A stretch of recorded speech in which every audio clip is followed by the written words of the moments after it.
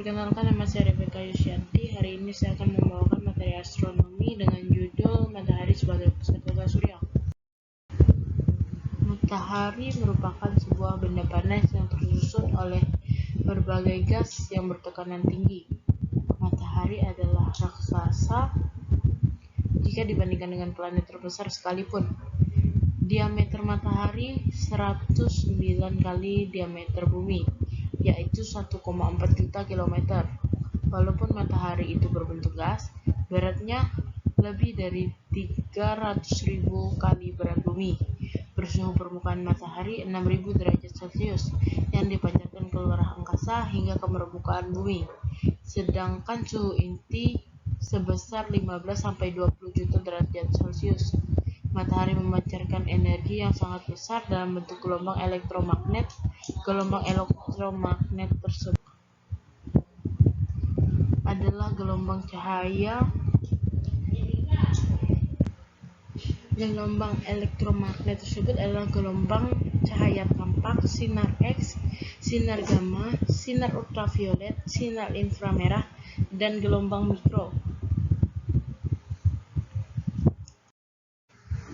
2. Karakteristik matahari, objek terbesar di tata surya. Ada 4 karakteristik yang dimiliki oleh matahari, yaitu ukuran matahari sebagai yang telah disebutkan, massa matahari, diameter matahari, dan gravitasi matahari. Materi tersebut bisa kalian baca sendiri di sini. Kita lanjut ke video slide berikutnya. Hal yang penting berkaitan dengan matahari. Ada beberapa hal penting yang terkait dengan matahari. Yang pertama adalah sumber energi matahari. Sumber energi matahari berasal dari reaksi fusi yang terjadi di dalam inti matahari. Reaksi fusi ini merupakan penggabungan atom-atom hidrogen menjadi helium. Reaksi fusi tersebut akan menghasilkan energi yang sangat besar. Matahari tersusun dari berbagai macam gas, antara lain hidrogen 76%, helium 22%, oksigen dan gas lainnya 2%. Yang kedua adalah lapisan matahari. Lapisan matahari dibagi menjadi 4 lapisan, yaitu inti matahari, fotosfer, kromosfer, dan korona. Yang pertama adalah inti matahari. Bagian dalam dari matahari yaitu inti matahari. Pada bagian ini terjadi reaksi fusi sebagai sumber energi matahari. Suhu pada inti matahari dapat mencapai 15 juta derajat Celcius.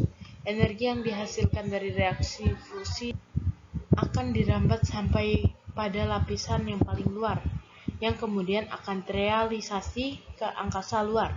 Yang kedua adalah fotosfer. Fotosfer adalah bagian permukaan matahari.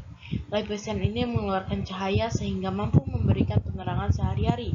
Suhu pada lapisan ini mampu mencapai lebih kurang 16.000 derajat Celcius yang mempunyai ketebalan sekitar 500 km.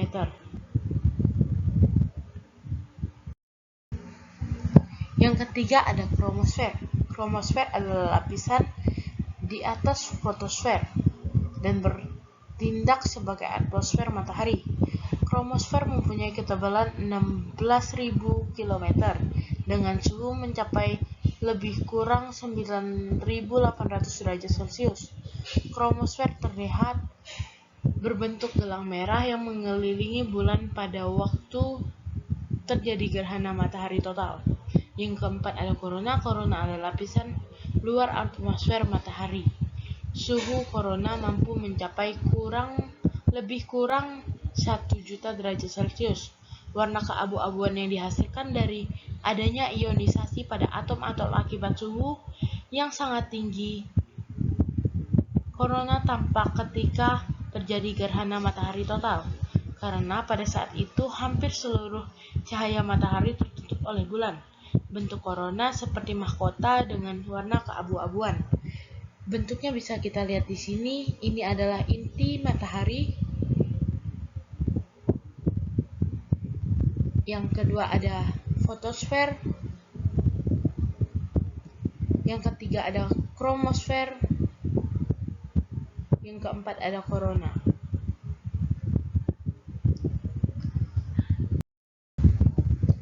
Yang ketiga adalah gangguan-gangguan pada matahari.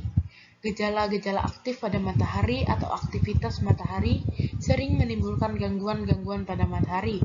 Gangguan-gangguan tersebut yaitu sebagai berikut. Yang pertama adalah gumpalan-gumpalan pada fotosfer atau granulasi. Gumpulan-gumpulan ini timbul karena rambatan panas dari inti matahari ke permukaan. Akibatnya permukaan matahari tidak rata melainkan bergumpal-gumpal. Yang kedua adalah bintik matahari atau sunspot. Bintik matahari merupakan daerah tempat munculnya medan magnet yang sangat kuat. Bintik ini bentuknya lubang-lubang di permukaan matahari, di mana gas panas menyembur dari dalam inti matahari sehingga dapat mengganggu telekomunikasi gelombang radio di permukaan bumi.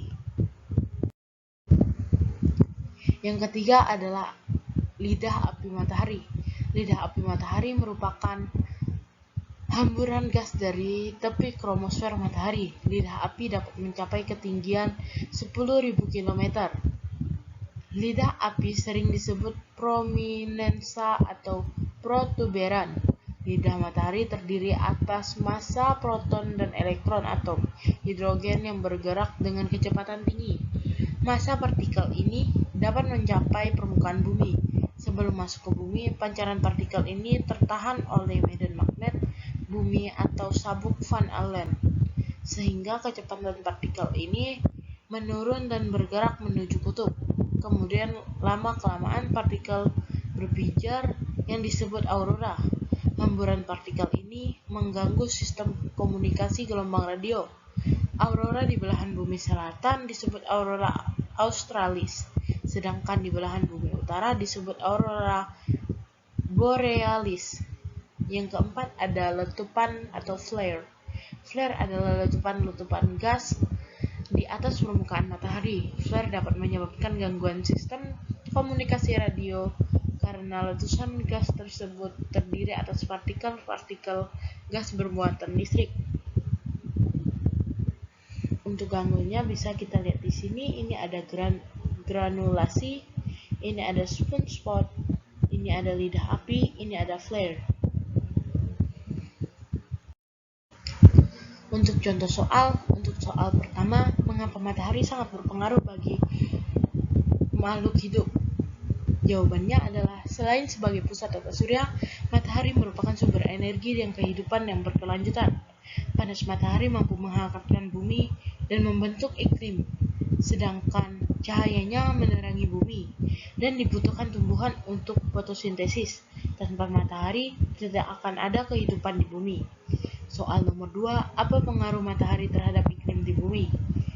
Jawabannya, aktivitas matahari berpengaruh pada perubahan iklim. Aktivitas matahari mempengaruhi radiasi matahari, jumlah energi matahari yang sampai ke bumi,